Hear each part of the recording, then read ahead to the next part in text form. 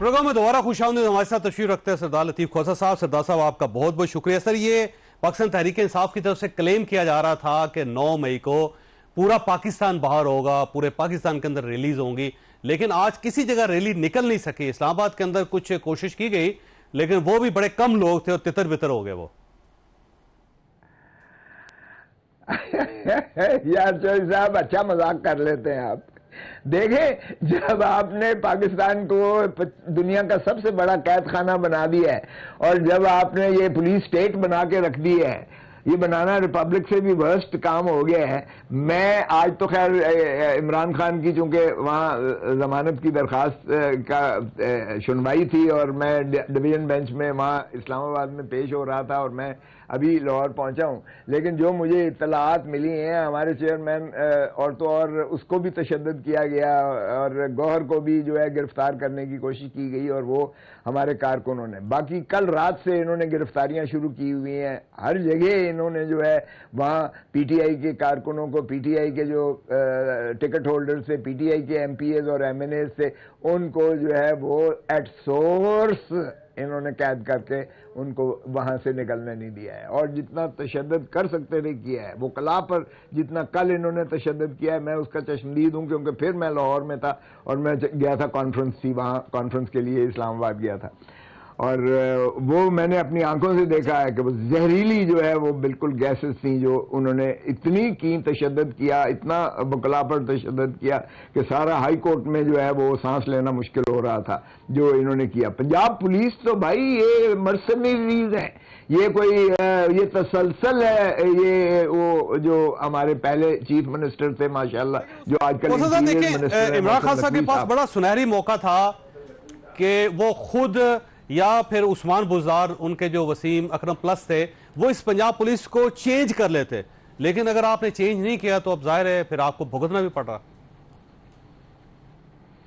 نہیں, یہ two wrongs will not do one right, یہ کوئی بات نہیں ہے. اگر بھٹو صاحب نے اس وقت حمود الرحمان کمیشن کو جو ہے وہ آشکارا نہ کیا اور وہ جنہوں نے بدترین پاکستان تو کیا دنیا کی بدترین عسکری شکست جو اروڑا کے قدموں پر 95,000 فوجیوں نے سرنڈر کیا اور ایسٹ پاکستان ہم سے جو ہے جاتا ہوا بنگلہ دیش کی شکل میں آ گیا, تو وہ تو کوئی جسٹیفیکیشن نہیں ہے کہ ضیاء الحق اس نے کہا کہ موریل ان کا جو ہے ڈاؤن نہیں ہونا چاہیے اور فوج کو جو ہے اس نے کہا کہ اس طرح سے تو ہماری فوج جو ہے بہت زیادہ ڈی مورلائز ہو جائے گی اور ہمیں ایک مضبوط فوج چاہیے کیونکہ انڈیا ہمارا بہت بڑا دشمن ہے.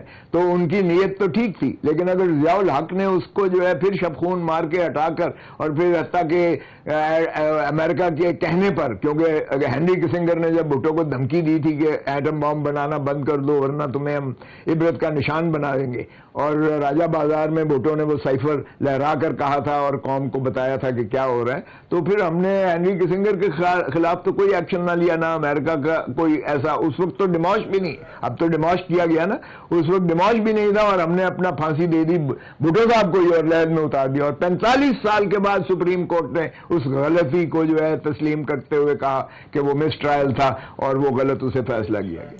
اچھا, آج عارف علوی صاحب کی ملاقات ہوئی اور عارف علوی صاحب کو شاید کوئی ٹاسک دیا گیا ہے اور کچھ لوگوں کا یہ کہنا ہے کہ شاید ان کو یہ ٹاسک دیا گیا ہے کہ اگر آپ برج بن سکتے ہیں اسٹیبلشمنٹ اور پاکستان تحریک انصاف کے درمیان تو آپ کو برج بننا چاہیے. تو کیا عارف علوی صاحب کو فارمولہ لے کے آگے بڑھ رہے ہیں؟ دیکھیں, میں ایک بات آپ کو بڑا واضح کر دوں کہ عمران خان نے نہ ڈیل کرنی ہے اور اس نے خود مجھے کہا نہ میں ڈیل کروں گا نہ میں ملک چھوڑ کر جاؤں گا. میرا مرنا جینا اسی ملک میں, میں عوام کو حقیقی آزادی دلا کے رہوں گا بھلے مجھے سارے پاکستان کی جیلیں کیوں نہ پھراتے رہیں. سو ڈیل جہاں تک ٹاسک کا تعلق ہے, اگر تو ٹاسک یہ ہے کہ ہاں جی آپ پلیز بیرکس میں واپس چلے جائیں, آپ اپنے آئینی کردار کو ادا کیجئے گا. ہمارے لیے پاکستان کی فوج بہت زیادہ ہمارے لیے مقدم بھی ہے, مقدس بھی ہے, عزیز بھی ہے, کیونکہ یہ ملک کی فوج ہے, یہ کسی کی مخالفت کی یا کسی پارٹی کی کسی فریق کی فوج نہیں ہے, اور بغیر عوام کی محبتوں کے فوج کبھی بھی مؤثر نہیں کردار ادا کر سکتی ہے.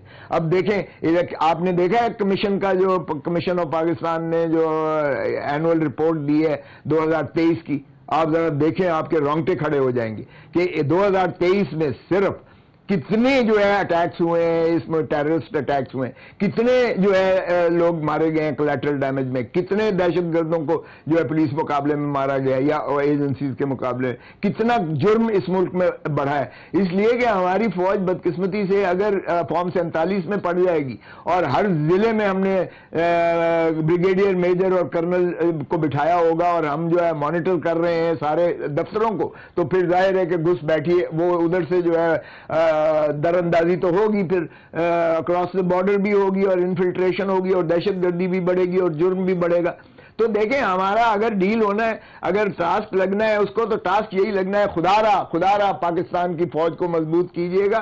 ہم پورے آپ کے ساتھ، قوم تن دھن من کے ساتھ آپ کے ساتھ ہے، لیکن سیاست میں حصہ نہ لیجئے گا کیونکہ آپ کے حلف میں لکھا ہوا ہے. حلف آپ اٹھاتے ہیں، آپ ذرا دیکھ لیں آئین میں. عارف علوی صاحب کو سر آج جو انہوں نے ٹاک کی کھوسا صاحب، اس کے اندر انہوں نے کہا کہ راستہ بڑا کلیئر ہے اور وہ راستہ ڈائیلاگ کا راستہ ہے، افہام و تفہیم کا راستہ ہے. تو اگر عمران خان صاحب افہام و تفہیم نہیں کرنا چاہتے، وہ ڈائیلاگ نہیں کرنا چاہتے، تو صدر عارف علوی صاحب کو یہ کہنے کی کیا ضرورت ہے کہ بڑا کلیئر راستہ ہے اور ہمیں ڈائیلاگ کرنا چاہیے؟ ہاں تو فوج کے ساتھ نہیں بھائی، فوج کا کیا کام ہے سیاست میں؟ تو ان کا تو حلف میں لکھا ہوا ہے. آپ آئین کا حلف دیکھ لیں. ہم ساروں نے، میں نے حلف لیا ہوا ہے پاکستان کے آئین کی پاسداری کا.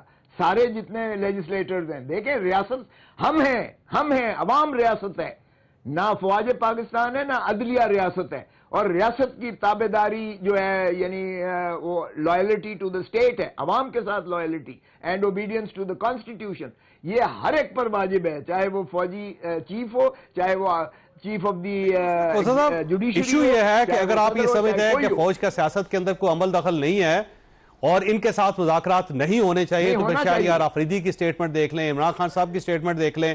ایک کمیٹی بنی ہوئی 3 لوگوں کی کہ آپ ڈائیلاگ کریں افواج پاکستان کے ساتھ، اور سیاستدانوں کو تو آپ کچھ سمجھتے نہیں. آپ سمجھتے ہیں کہ اگر ڈائیلاگ ہونے ہیں تو جی ایچ کیو میں ہونے ہیں. یہ قصہ پارینہ ہے، معاف کیجئے گا جاوید چودھری صاحب، یہ قصہ پارینہ ہے. میں آج کل کی بات کر رہا ہوں، 1 مہینے سے میں ان کے ساتھ ہوں. آپ نے ماشاءاللہ جس کی شکل مجھے دکھائی ہے، یہ تو خود جو ہے وہ مان رہا ہے، کاکڑ صاحب مان رہے ہیں حنیف عباسی کو، جو انہوں نے جواب دیا جب حنیف عباسی نے اسے کہا ہے تم ڈاکو ہو، 200 ارب روپیہ تم نے گندم کا جو ہے امپورٹ میں کمائی کی ہے. تو اس نے کہا اگر فارم 47 کا میں نے آپ کے جو ہے کرتوت دکھا دیے تو منہ دکھانے لائق نہیں ہوں گے. تو مجھے بتائیں کہ اگر ایسے گھس بیٹھیے کو حکومت بنا دی ہے، اس میں یہ ہے کہ ابھی جی کھوسا ابھی جب آپ یہ بول رہے ہیں تو اس سے پہلے حنیف عباسی صاحب تھے، انہوں نے تردید کر دی فارم 47 والی بات کی. انہوں نے کہا جی کہ انوار اللہ کاکڑ صاحب نے کوئی ایسی بات نہیں کی جس میں فارم 47 کا یا لیاقت چٹھا کا ذکر ہو.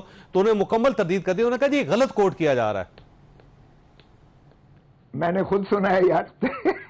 آج کل تو تم یہ تردید نہیں کر سکتے. پہلے ایک ہی چینل ہوتا تھا، آپ مٹا دیتے تھے، یا ایک اخبار ہوتا تھا پاکستان ٹائمز، آپ اس سے جو ہے اس کے اندر لوگوں کی توجہ اس کی آڈیو ویڈیو نہیں ہے کھوسا صاحب. نہیں کھوسا صاحب اس کی آڈیو ویڈیو نہیں ہے، یہ لوگوں نے کہا ہے کہ جاوید چودھری صاحب میں نے خود سنا ہے یار. دیدہ چے بود مانند دیدہ، شنیدہ چے بود مانند دیدہ. میں آپ کی بات یا اس کی بات کیوں کروں؟ میں نے خود سنا ہے. اچھا چھوڑ دو اس بات کو بھی. کس کو پتہ نہیں ہے کہ فارم 47 کی پیداوار ہے؟ عباسی صاحب کا موقف آپ کے سامنے پیش کر رہے ہیں کہ انہوں نے آج کہہ دیا ہے، اور اسی شو میں کہا ہے، اور بھلے آپ کرتے ہیں تھوڑی دیر پہلے یار عباسی خود ہارا ہوا ہے. اور میری جان جاوید چودھری صاحب، جو شخص خود ہارا ہوا ہے اور فارم 47 کی پیداوار ہے، اس کی بات مجھے مت کرو. میں اس آگ کے دریا سے عبور ہو کر میں MNA بنا ہوں، اس لیے مجھے یہ آپ پلیز مت سنائیں. میرے جو MNAs بنے ہیں لاہور سے، ایک نشست مسلم لیگ نون نہیں جیتی ہے، اور اسلام آباد سے 3 میں سے ایک نشست نہیں جیتی ہے. جو پنڈی والا کمشنر کہہ گیا ہے 12 میں سے ایک نشست نہیں جیتی ہے، اور ساری کی ساری انہیں جتا دی گئی ہیں. MQM ایک نشست نہیں جیتی ہے کراچی کی، اور اس کو جو ہے انہوں نے 12 کا 16 دے دی. تو یہ چھوڑو یار، یہ فراڈ کب تک ہم اس پر پردہ ڈالتے رہیں گے؟ اور آج کل تو کوئی چیز چھپی پناہ آج ویسے خان صاحب نے کہا ہے کہ پٹیشن کریں اس پہ، انوار اللہ کے فارم 47 پہ.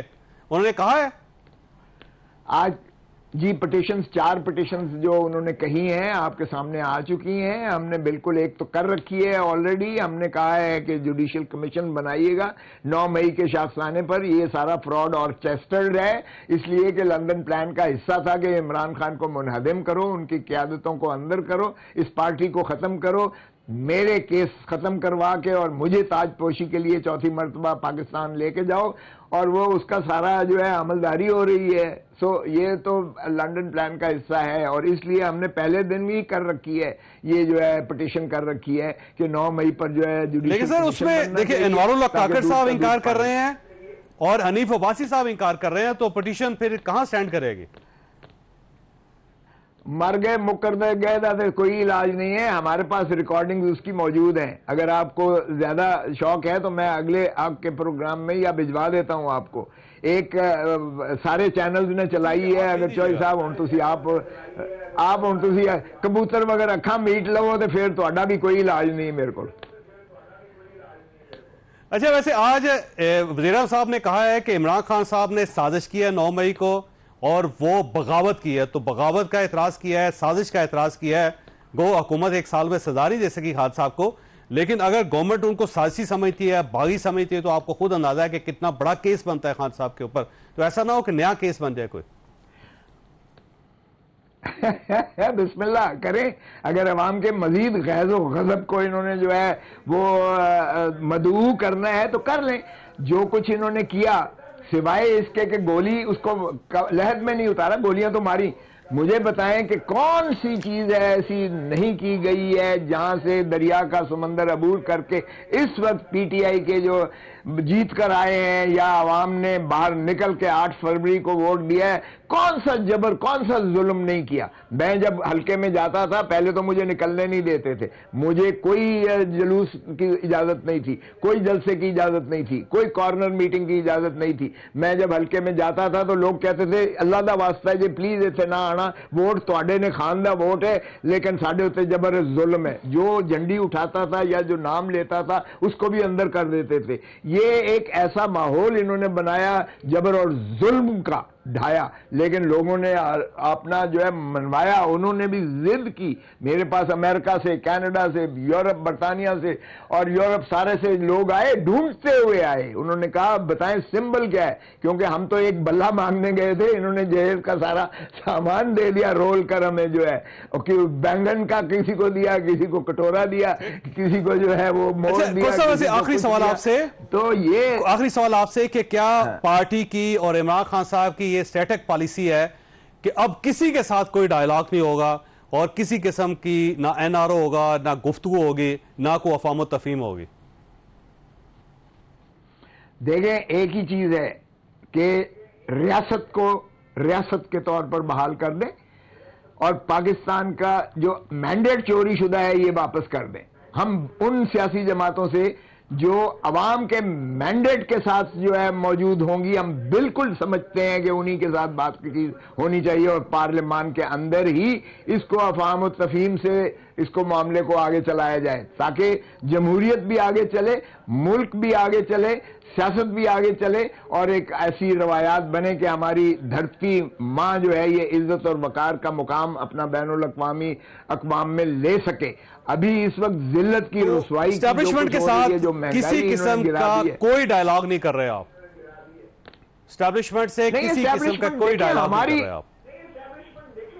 دیکھیں ایسے ایٹیٹیوڈ میں تو بالکل نہیں ہو سکتی بات. جب وہ غدار کہیں گے، جب وہ کہیں گے ایک خود ہی مدعی بن گئے ہیں، خود ہی منصف بن گئے ہیں، انہوں نے دیوار کے ساتھ لگا دیا ہے پہلے ہی آلریڈی.